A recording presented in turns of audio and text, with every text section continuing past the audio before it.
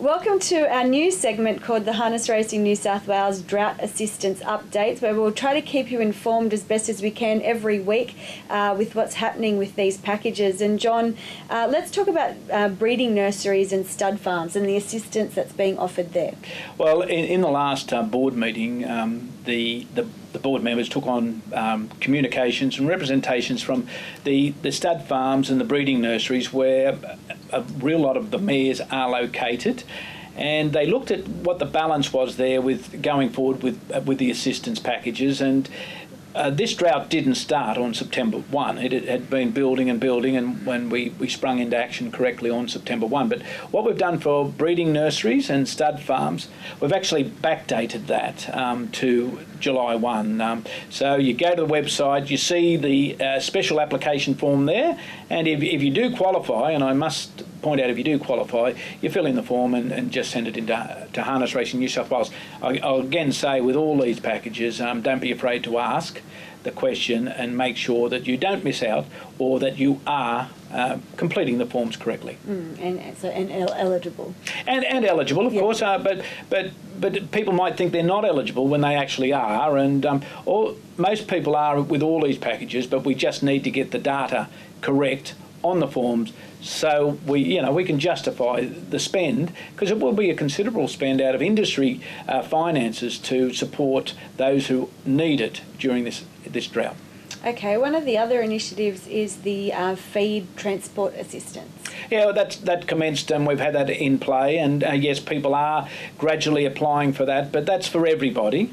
That's for trainers, that's for broodmare owners, it's for every stakeholder with a registered standard bred. They can apply for the transport component of their feed that they purchase as from September 1, and we look forward to that. So yes, it's like I say, everything else.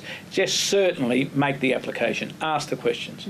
Okay, and mare relocations assistance. Well, that's another one, and where if you're in a drought area, and people might think with this recent rain that the drought has lifted. It certainly hasn't lifted, and it will be ongoing for some time. We need more follow-up rain, but that's where we move these mares from drought-affected areas and into other stud farms. Everybody is eligible for this, so it's just a matter of how much they're eligible for as far as the transport subsidy is. It is capped at $400 plus the GST, but whether you transport it yourself or you get a friend to transport, or whether you get a contractor to transport, you are eligible to make that claim. Many people taking this claim on board? Yes, there are, and we expect more, and whatever it takes to secure mares going to stud and to the future foal crop. Well, that's what Harness Racing New South Wales are doing and intend to do. Okay, well that was what I was just about to ask you. Do you think this this drought will affect foal numbers in the future? That's a natural. People will tend to think it's just too difficult.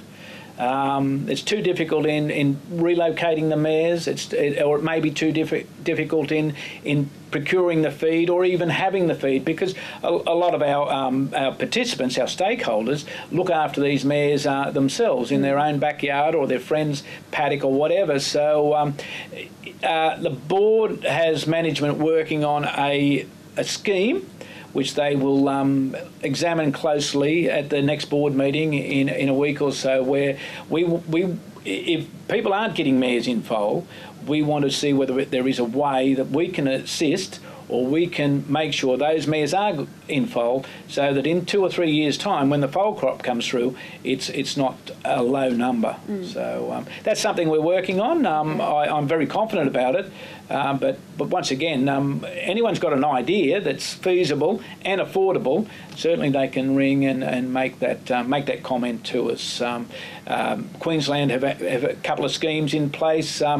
Different states, different jurisdictions, different numbers, different financial resources will impact on the decisions that are made.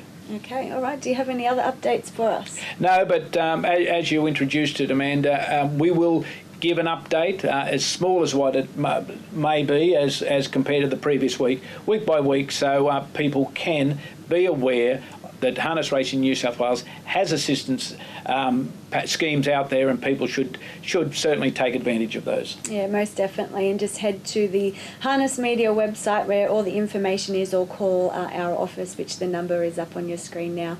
All right, John, thank you for that. My pleasure, Amanda.